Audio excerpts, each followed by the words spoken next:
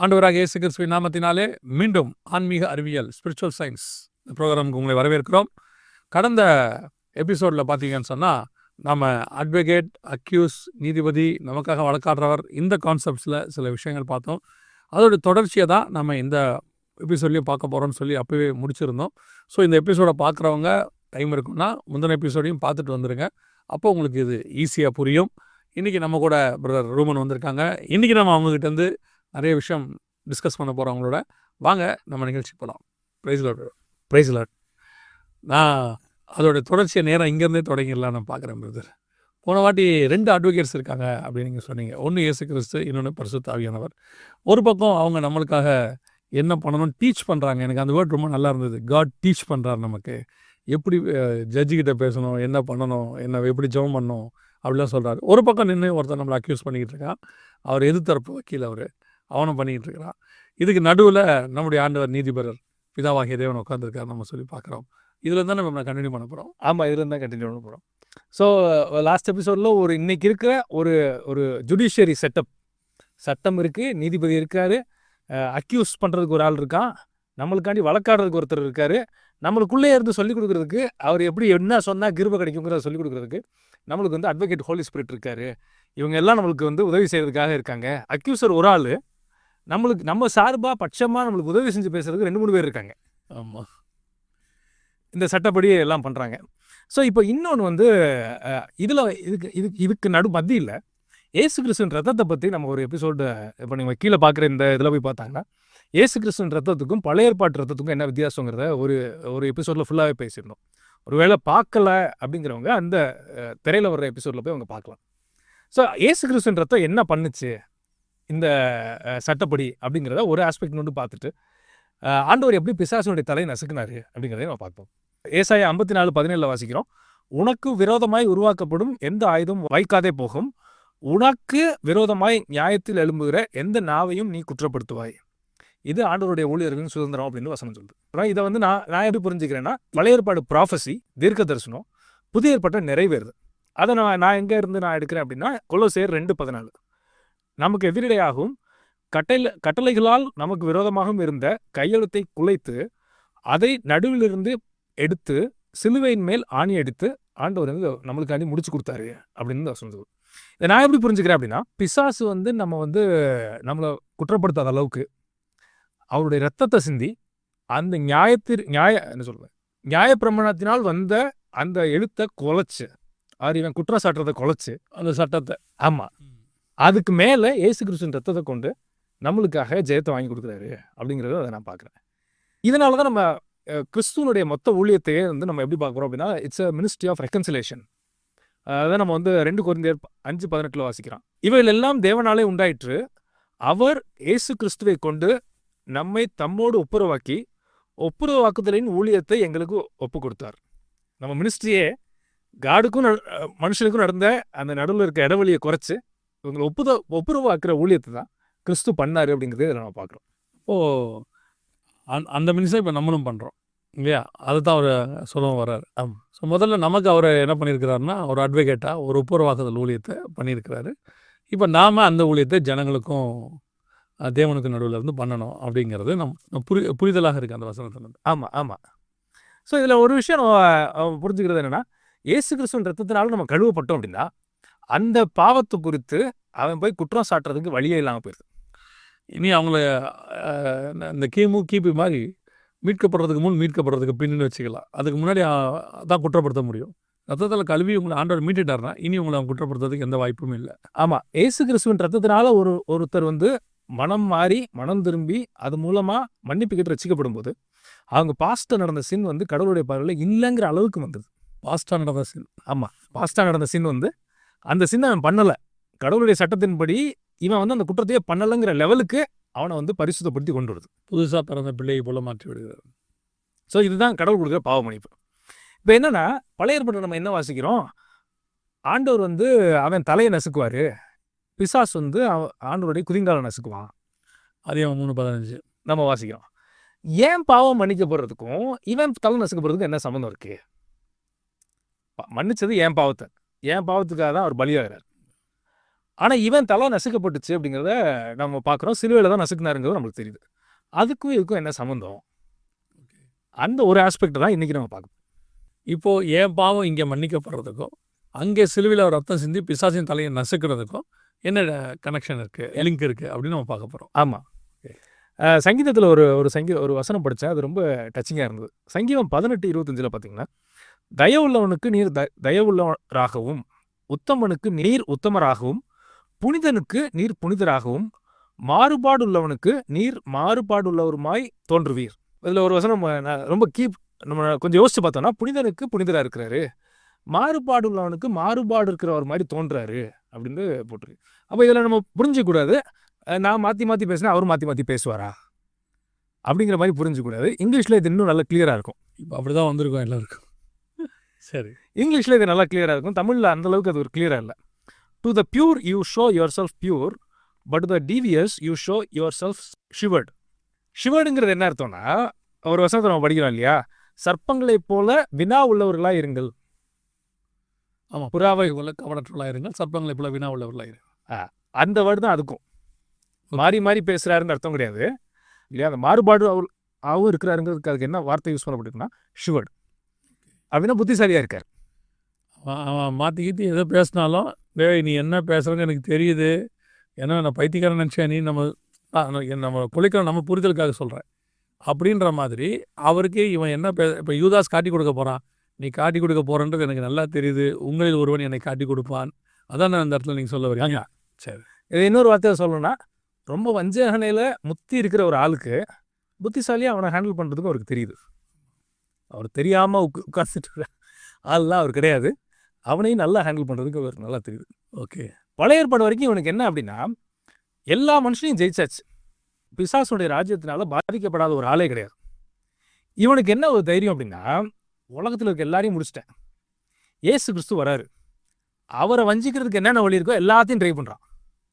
யூஸ்வலாக சொல்லுவாங்க, இவனுக்கு வஞ்சிக்க முடியாதுன்னு தெரிஞ்சும் ட்ரை பண்ணி பார்த்தான். அப்படி எனக்கு தோணலை. இத்தனை கோடி பேர் வஞ்சிச்சிருக்கேன். இவர் கடவுளாக மட்டும் வந்திருந்தாருன்னா இவரை வஞ்சிக்கிறதுக்கு வாய்ப்பே கிடையாது.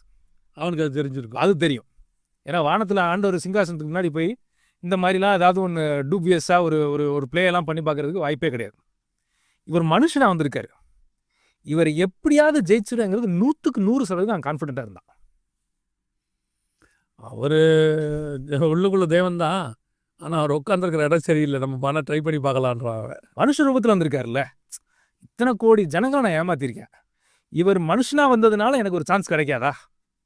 100% இவரை ஏதாவது ஒன்று பண்ணி ஏமாற்றி கீழ்ப்படிய வச்சு ஏதாவது ஒன்று பண்ணிடலாங்கிறதுல பயங்கரமாக ட்ரை பண்ணோம். அது ரொம்ப கான்ஃபிடென்ட்டாகவும் இருந்தான். இவர் 2-3 வாரமாக சொல்கிற மாதிரி அவர் மனுஷ சட்டத்துக்குள்ளே இருக்கிறாரு, இங்கே வேணால் வச்சு இவரை எதை வேணால் செஞ்சு ட்ரை பண்ணலாம், நான் செஞ்சு பார்க்குறான். ஆமாம், பரலோக சட்டத்தில் இருந்தால் இவர் ஒன்றும் பண்ண முடியாதுன்னு அவனுக்கு நல்லாவே தெரியும்.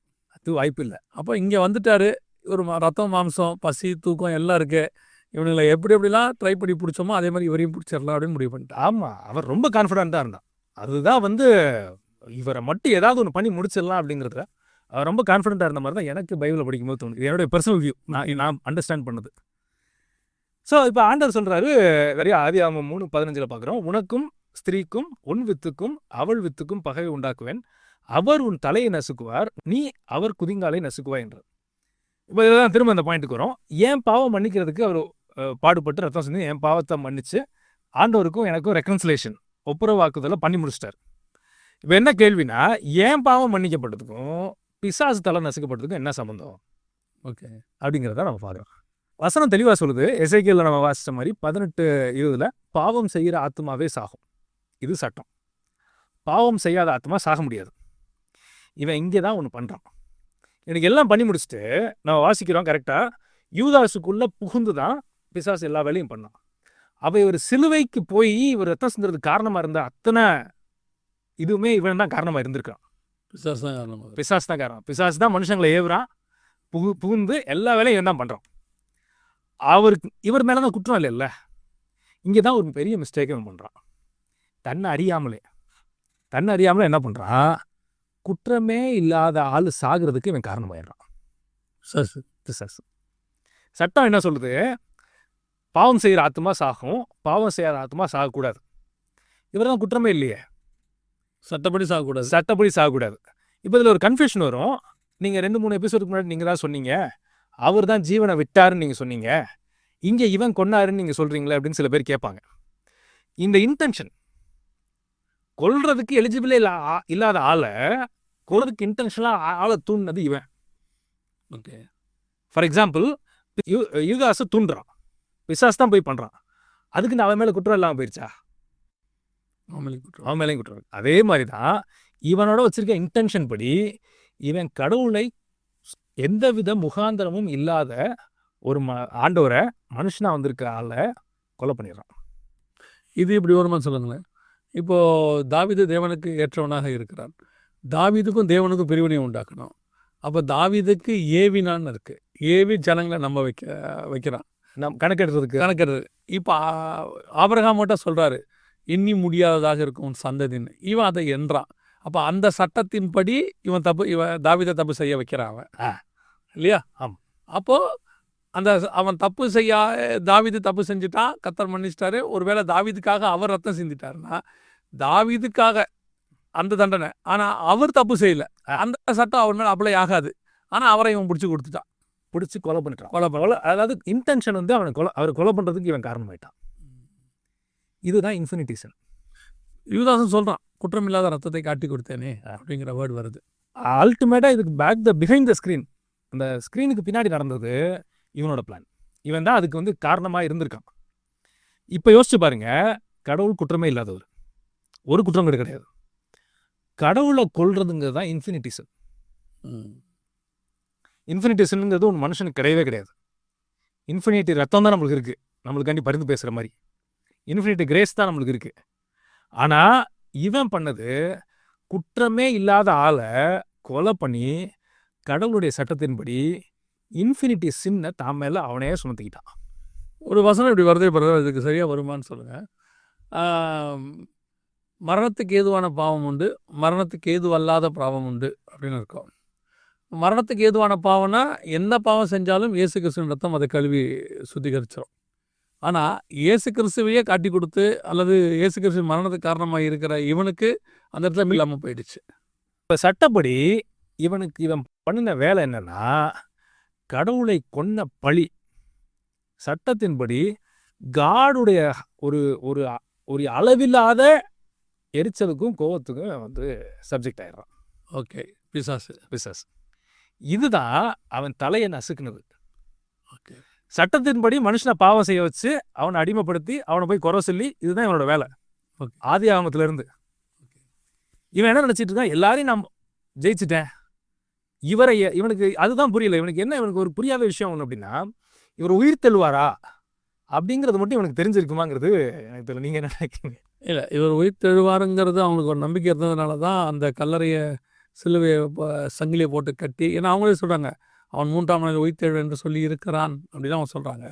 ஸோ அதில் அவனுக்கு ஒரு எதிர்பார்ப்பும் இருந்துச்சு, அவர் கண்டிப்பாக உயிர் தெழுவார் அப்படின்னு. தெழுவாரா மாட்டாரான்னு தெரியாது, ஏன்னா லாசரோ உயிர் தெழ பண்ணி இருக்கிறார். அந்த மீண்டும் உயிரோடு வர வைக்கிறதுங்கிறது பழைய ஏற்பாட்டு காலத்தில் வந்து நடக்குது. ஸோ அவர் உயிர் தெழுவார்ன்ற ஒரு நம்பிக்கை இவங்களுக்கும் இருக்குது. ஆனால் நான் இதை யோசிக்கும் போது, இப்போ நீங்கள் சொல்லும் போது எனக்கு இன்னொரு ஆங்கிள் இதுலேயே புரியுது. இது வந்து என்னுடைய புரிதல் நிதானம் தான், டாக்டரினாக எடுத்துக்க வேண்டாம். இது என்ன, நான் இப்படி யோசிக்கிறேன். இப்போ நம்ம தப்பு செய்கிறோம்னு வச்சுக்கோங்க. இப்போ நம்ம தப்பு செய்கிறோம், தப்பு செஞ்ச உடனே அவன் ஆண்டவர்கிட்ட போய்க்குறான், பாருங்கள் உங்களால் தப்பு செய்கிறான் அப்படின்னு. இவர் அவனை கேட்பார், நீ ஏன் என்னை அடித்த? நீ அவரை தப்பு செய்யலான்னு அவனை குற்றப்படுத்தி இப்போ அடிக்க போகிற, அதானே? நான் தப்பே செய்யலை, என்னையே அடித்த இல்லையா? நீங்கள் அவன் பாவத்தில் தானே அடி வாங்கினீங்க, அப்போ நீ ஏன் இப்போ அவன் அடிக்கிற? அவன் பாவத்துக்காக நீ என்னை அடிக்கிறதா, அவன் அடிக்காத. இப்போ அவன் தப்பு செஞ்சான்னு குற்றப்படுத்தி அவனை தண்டிக்கணும்னு நீ சொன்னீன்னா, அப்போ என்ன ஏன் நீ தண்டிச்ச? நான் தான் தப்பே செய்யலையே. இந்த சட்டத்தின் முடிவை மாட்டிக்கிட்டான்னு நான் சொல்லலாம். இப்படி தான் வந்து மாட்டிக்கிட்டான். ரொம்ப அழகாக நீங்கள் சொன்னீங்க, பெர்ஃபெக்டாக சொன்னீங்க. இந்த அனாலஜி வந்து அதில் ஃபிக்ஸ் ஆகும்போது தான் எனக்கு தெரியுது. அப்போ பாருங்க, இவன் வந்து குற்றம் சாட்டுறதுக்கு ஒரு நாள் அவ்வளோ போராடி குதிச்சிட்டு இருந்த ஆள், இப்போ குற்றம் சாட்டுறதுக்கு வழியே இல்லாமல் கடவுளை கொன்ன பாவத்தை சுமந்துக்கிட்டு ஆண்டவருக்கு முன்னாடி நிற்கிறான். குற்றமே செய்யலை அவர். ஒருவேளை அவர் தப்பு செஞ்சுருந்தாருன்னா, இவன் தண்டி கொலை பண்ணியிருந்தானா சட்டப்படி கரெக்ட். சட்டப்படி பாவம் செய்யாத ஆத்மா சாகக்கூடாது. ஆனால் அவருடைய மரணத்துக்கு இவன் காரணமாக இருந்திருக்கான். இந்த சட்டப்படி அவன் தலை மொத்தமாக நசுக்கப்படுறதுக்கு அவன் அவனுக்கு அறியாமலே ஒரு வேலையை பார்த்துட்டான். அதாவது இது எப்படின்னா, அந்த கிரெடிட் கார்டுக்காரங்க என்ன பண்ணுவாங்கன்னா, உங்களுக்கு நெறைய விஷயங்கள சொல்லிட்டு, கீழ டெர்ம்ஸ் அண்ட் கண்டிஷன்ஸ் குட்டியா போட்டு கையெழுத்து வாங்கிருவாங்க. சார் இதில சொல்லியிருக்கு சார்ன்னு பின்னாடி சொல்லும்போது, நமக்கு தான் அப்பதான் நமக்கே தெரியும். சார் இதில நாங்க படிக்கலையே. சார் இருக்கு டெர்ம்ஸ் அண்ட் கண்டிஷன்ஸ் நீங்க படிக்கலாம். அது என் பொறுப்பு இல்லன்னு. நான் இத இந்த ஆங்கிள்ல இப்ப பிசாச மாட்டுனத பார்க்குறேன். எனக்கு புரிதல் வருதுன்னு தான் நான் சொல்ல வரேன். என்னன்னா, இப்ப நான் தவறு செய்கிறேன். இத அட்வான்டேஜாவும் ஜனங்க எடுத்துக்க கூடாது. நான் தவறு செய்றேன். இப்ப அவன் போய் குற்றப்படுத்துறான். பாருங்க, உங்களால மீட்கப்பட்டவன் ஒருத்தன் தப்பு செய்றான் பாருங்க. அப்படின்னு உடனே, என்ன செய்யணுங்கிற? அவன் தப்பு செஞ்சா அடிக்கணும்ல. தப்பு செஞ்சவன அடிக்கணும். கரெக்ட் தானே? கரெக்ட். நீ ஏன் என்ன அடிச்ச? நீங்க தானே அவன் தப்புக்காக பாவத்த சுமக்கிற நீங்க. அப்ப அவனையும் இப்ப அடிக்கணுங்கிற? இது இது இது டிட்பெட்ன்னு சொல்லுவாங்க. அந்த மாரி இது ஒரு டிக்டாக்ம்பாங்க. அது மாரி மாட்டிக்கிச்சு இது. ஆமா. சரியா? இப்ப அவர் நமக்காக பிதா கிட்ட பரிந்து பேசுறாரு. பிதா கிட்ட போய் இத நீங்க பேச முடியாது. இவர் அட்வொகேட். அவர்கிட்ட போய் இத பேச முடியாது. ஏன்னா, இயேசுவோடைய வேலை வந்து நம்மள பிதாவோட ஒப்புரவாக்குறது. இவங்கிட்ட இருந்து விடுதலை ஆக்குறது இல்ல. அதுவும் ஒண்ணு இருக்கு. பிதா கிட்ட போய் என்ன சேர்க்கறது. அப்ப என்ன வந்து பிதா கிட்ட என்ன சொல்றாரு, அவன் இந்த மரம் இந்த வருஷம் இருக்கட்டும். கொத்தி நான் எரு போடுறேன். இது கனி கொடுக்கும். நான் பார்த்துக்கிறேன். தோட்டக்காரர் வேலைய அவர் பார்த்து நம்மள சரி பண்ணிட்டு இருக்காரு. இதுக்கு நடுவுல ஒருத்தன் வந்து 3வது மனுஷன் ஒருத்தன் சம்மந்தமே இல்லாம, அவன் என்ன இப்படிலாம் பண்ணிக்கிட்டு இருக்கான். நீ பார்த்துக்கிட்டே இருக்கிற. இப்ப என்ன பண்ணணுங்கிற அவன? அவன அடிங்க, தப்பு பண்றான்ல. சரி நீ ஏன் என்ன அடிச்ச? அவன் பண்ண தப்புக்கு தானே அடி வாங்குற நீங்க. அதுதானே இப்ப வாங்கிட்டு இருக்க. நீ எப்படி இப்ப அவன அடிக்க சொல்ல? அப்போ ஒரு தண்டனைக்கு 2 பேருக்கு நீ தண்டனை குடுப்பியா? ஒரு தப்புக்கு? அப்படின்னு ஒரு கொஸ்டின் வரும்ல. ஸோ இதுல பிசாசு லாக். ஸோ இதுல பிசாசு 100% லாக். அதனால தான் இப்ப அவனால வந்து நம்மள எதுவுமே செய்ய முடியலன்னு நான் நினைக்கிறேன். ஆமா. இதுதான் அந்த வசனத்துல நம்ம படிச்சோம் இல்லையா? நமக்கு விரோதமா இருந்த கையெழுத்தை குலைத்து சிலுவையில் ஆணி அடித்து அவன் தலையை அங்கதான் நசுக்கிறார். இந்த வார்த்தை எவ்வளோ பெரிய பலனை கொடுக்குதுல்ல நமக்கு. இதை கேட்கும் போதே ஒரு பலன் வருதுல்ல நமக்கு. ஆனா இதே நேரத்தில் இன்னொன்னு நான் பதிவு பண்ணிடுறேன். அப்ப நமக்கு இப்படி ஒன்று இருக்கு. நாம தப்பு செய்யலாம். தப்பு செஞ்சா என்ன? அதை நமக்கு அட்வொகேட் ஒருத்தர் பேசிட்டு இருக்காரு அப்படின்னா, ஆக்சுவலா இது அவங்ககிட்ட இருந்து மட்டும்தான் அவர் விடுதலை ஆக்குறாரு. பரலோகத்துக்கு போக முடியாது. பரலோகத்துக்கு பிதா கிட்ட ஒப்புரவானா தான் போக முடியும். இல்லையா? கோர்ட்ல வேணா இங்க வாதாடி இவங்ககிட்ட எதிர்த்தரப்பு வக்கீல் ஜெயிச்சிடலாம். நீதிபதி தான் தீர்ப்பு கொடுக்குறவர். அவரை சாட்டிஸ்ஃபை பண்ணாதான் தீர்ப்பு. அட்வொகேட்டுக்கு நீங்க என்ன பண்ணிடுவீங்க? கூட உட்காந்து அவர்கிட்ட பேசி அவர் லாக்கு எகென்ஸ்டா நீங்க ஒரு லா பேசுவீங்க, எடுத்து சொல்வீங்க. அவர் வாயடிச்சு போயிடுவாரு. ஆமா இந்த சட்டப்படி கரெக்டாக தான் இருக்கு. ஓகே யுவர் ஆனர் என்ன சொன்னாலும் தீர்ப்பு அவர்கிட்ட தான் இருக்கு. நீதிபதி இவரை பார்த்து கேட்பாரு. அதெல்லாம் அவங்க ஓகே தான். இங்க ஏன் சட்டப்படியாக செட் ஆகாது. அவனை எப்படி கொண்டு போய் பரலோகத்தில் வைக்க சொல்ற? இந்த பாவத்தில் இருக்கான்னு. இப்போ இவர்கிட்ட இவரு பார்த்து செய்யுங்க யுவர் ஆனர். இன்னும் 1 வருஷம் டைம் கொடுங்க. அவன் நான் சரி பண்ணிடுறேன். கொத்தி எரு போடுவோம். நமக்காக பரிந்து பேசுகிறவராக இருக்கிறார். ஆமா இல்லையா? நான் இந்த இதை நான் இப்படி தான் புரிஞ்சுக்கிறேன். நான் பெர்ஃபெக்டாக சொன்னீங்க. எல்லாமே ஆண்டவர் எடுக்கிற எல்லா ஸ்டெப்புமே நம்ம சரி ஆகணுங்கிறது தான். எக்ஸாக்ட்லி. பாவத்தில் ஒருத்தன் கண்டினியூவாக இருக்கட்டும், அவனை எப்படியாவது ஏமாற்றி கூட்டிகிட்டு போகணுங்கிறதுக்காக அவர் பண்ணுறதே கிடையாது. என்னதான் அவன் குற்றத்தில் இருந்தாலும் அவன் மீண்டு வழியில் வந்து கடவுளுடைய பிள்ளையாக மாறி அவர் மேலே கட்டப்பட்ட அந்த கண்மலையின் மேல் கட்டப்பட்ட வீடுன்னு போட்டிருக்கு இல்லையா, அது மாதிரி ஆகணுங்கிறதுக்கு தான் கிறிஸ்து எல்லா எஃபர்ட்டும் போடுறாரு. அப்ஜெக்டிவ் அதுதான். இதெல்லாம் சட்டத்தை ஹேண்டில் பண்ணுறதுக்கு அவர் என்னென்ன வேலைகள் இருக்கோ எல்லாமே பண்ணுறாரு. அதை எடுத்துகிட்டு நம்ம அட்வான்டேஜாக எடுத்துக்கிட்டோன்னா, நம்மகிட்ட வந்து இந்த ஐக்கியூ கம்மியாக இருந்தால் சில வேலைகள் பண்ணுவாங்கன்னு சொல்லுவாங்கல்ல. அது மாதிரி ஸ்பிரிச்சுவல் ஐக்கியவே இல்லாதவங்க அவங்க என்ன கேட்பாங்கன்னா, அதான் பண்ணி வச்சுருக்காருல்ல, நாங்கள் பண்ணால் என்ன தப்பு? நாங்கள் தான் தீ அணைக்கிறதுக்கு தான் வச்சுருக்கோம்ல, தலையில் தீ வச்சுக்கிட்டா என்ன தப்பு? என்ன தப்பு? கரெக்ட். ஒரு எபிசோட் இது சொன்னீங்க, ரொம்ப அழகாக இருந்தது. அவர் இன்னொரு எக்ஸாம்பிள் வச்சு ஒரு எபிசோடில் பேசினோம். அதுக்குள்ளே நான் திரும்ப போக விரும்பலை. ஸோ எல்லாமே நம்ம வந்து மனம் மாறி சரி பண்ணி, நம்ம மனசை சரி பண்ணி, நம்ம இருதயத்தை சரி பண்ணி ஆண்டோட பிள்ளையை ஒப்புரவாகிறதுக்கு என்னென்ன வழி இருக்கோ அதுக்கு தான் எல்லா முயற்சியும் எடுக்கிறாரு ஒழிய நம்ம திரும்ப கண்டினியூஸாக பாவத்தில் இருக்கணுங்கிறதுக்காக அது கிடையவே கிடையாது. அது ஒரு நல்ல ஒரு எக்ஸ்பிளனேஷன், என்லைட்டிங்காக இருக்கு பிரதர். பிசாசுனுடைய ஆங்கிளில் நான் அவனுக்கு பயப்பட வேண்டிய அவசியமே கிடையாது. அவன் தலை நசுக்கப்பட்டுருச்சு, கையெழுத்து குலைச்சி போட்டாச்சு, எனக்கு பரிந்து பேசுகிற ஒருத்தர் இருக்கிறாரு, எனக்கு அட்வொகேட் இருக்கிறாரு, நான் தைரியமாக அவனை ஃபேஸ் பண்ணுவேன். ஆனால் பிதாவை ஃபேஸ் பண்ண என்னால் முடியாது. அதுக்கு நான் என்ன சரி பண்ண வேண்டியிருக்கேன். இவங்கிட்ட ஜெயிச்ச இந்த தைரியத்தில் இவர்கிட்ட போக முடியாது. அது முடியாது. ஸோ இந்த 2 ஆங்கிளையுமே ரொம்ப அழகாக இந்த எபிசோடில் எனக்கு புரிய வச்சிருக்காரு ஆண்டவர். ரொம்ப ரொம்ப ரொம்ப நல்லா இருக்கு. God's grace. பிரைஸ்ல. ஸோ இதுதான் நம்ம புரிஞ்சுக்க வேண்டியது. அப்போ வந்து ஆண்டவர் மன்னிக்கிறாரு, நம்மளை சரி பண்ணி அந்த இதுக்கு தான் பண்ணுறாரு இல்லையே, வேறு எதுக்குமே கிடையாது. ஸோ இதுதான் வந்து இவனுக்கு ஒரு விஷயம், இவனுக்கு எவ்வளோ தெரிஞ்சிச்சு, இவனுக்கு தெரிஞ்சு பண்ணானா இல்லாட்டி ஆண்டவர் உயிர் தள்ளுவாருங்கிறது தெரியாதா, இதெல்லாம் நம்மளுக்கு முழுசாக கொடுக்கப்படல.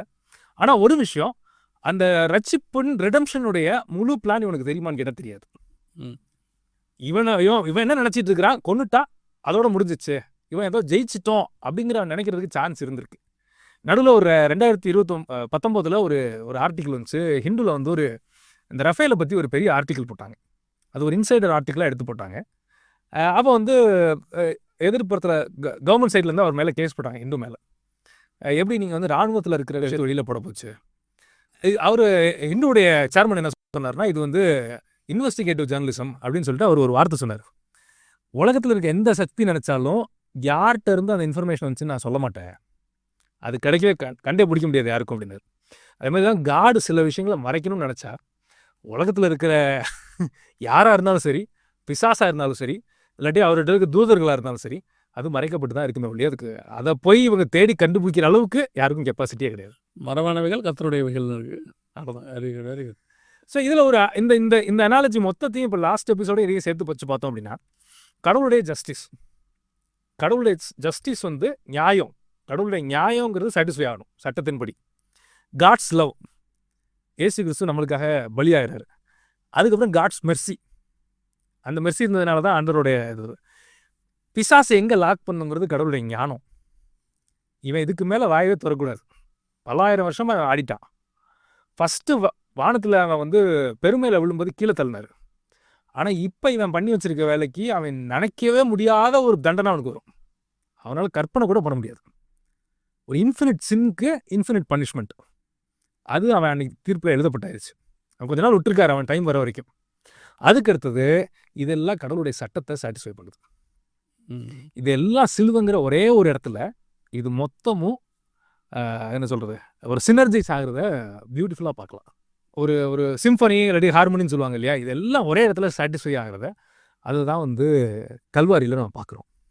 ஆண்டு அங்கே மொத்தமாக கொண்டு வந்து எல்லாத்தையும் பழைய ஏற்பாடு அந்த கையெழுத்தையும் குலைக்கிறது, தலையை நசுக்கிறது, எல்லா வேலையும் செஞ்சு முடித்து இந்த எட்டர்னல் ஒரு லிபர்ட்டி அப்படிம்பாங்க, எட்டர்னல் ஒரு நித்திய விடுதலை ஒன்று அந்த இடத்துல உருவாக்கி கொடுக்குறாரு, நம்மளுக்கு உருவாக்கி கொடுக்குறாரு. அதே இடத்துல இவன் மாட்டிக்கிறான்.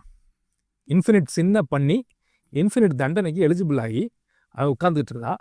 அதனால தான் இயேசுங்கிற பேரை கேட்டால் இவனுக்கு வந்து மரண பயம் வருது.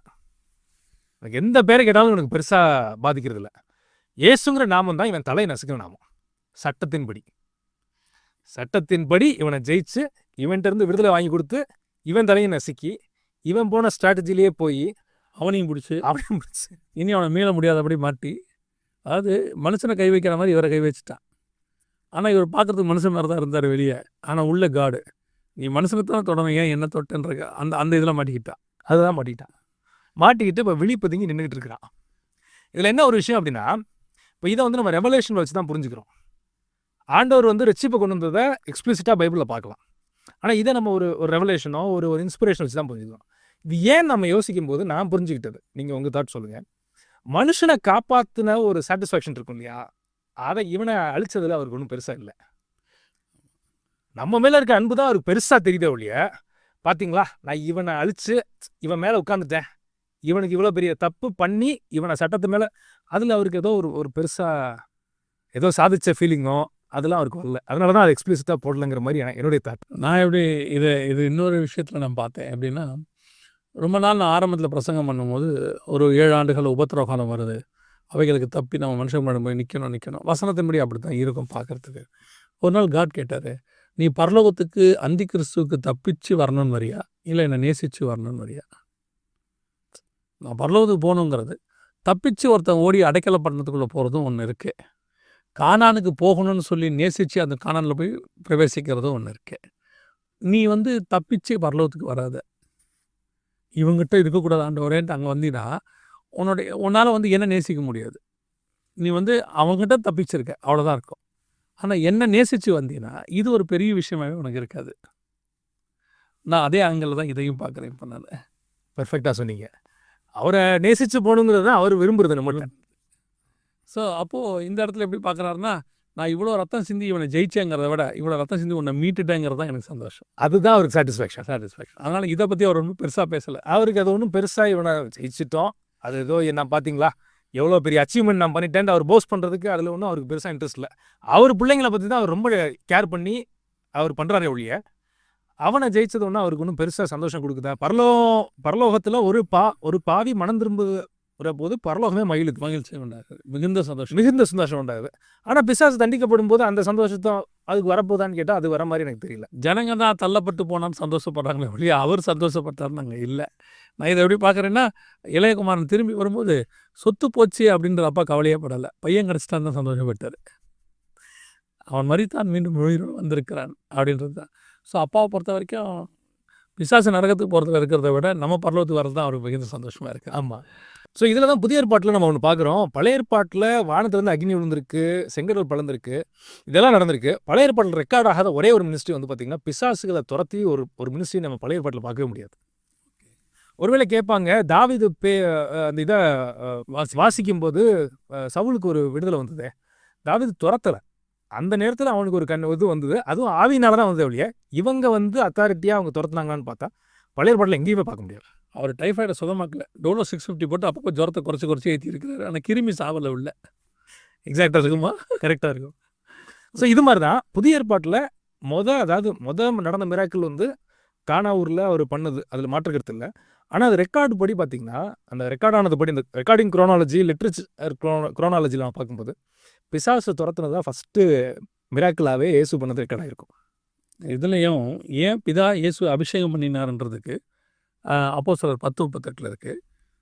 இயேசுவை ஏன் பிதா பரிசுத்தாவினாலும் அபிஷேகம் பண்ணினார்னா, பிசாசினால் அகப்பட்ட யாவரையும் குணமாக்குகிறவராயும் நன்மை செய்கிறவராயும் சுற்றி திரிந்தார் தான் ஓவரால் மினிஸ்ட்ரியை வந்து அங்கே இருக்கும். இந்த ஓவரால் மினிஸ்ட்ரியோடையதான எஃபெக்ட்டு அப்போ ஆக்ஸ் 10:38 என்ன சொல்லியிருக்கோன்னா, பிசாசினால் அகப்பட்ட யாவரையும் குணமாக்குகிறவராயும் நன்மை செய்கிறவராயும் சுற்றி திரிந்தார். அதற்காக பிதாவாகிய தேவன் இயேசு கிறிஸ்துவை அபிஷேகம் பண்ணினார் பரிசுத்தாவியில். ஓகே.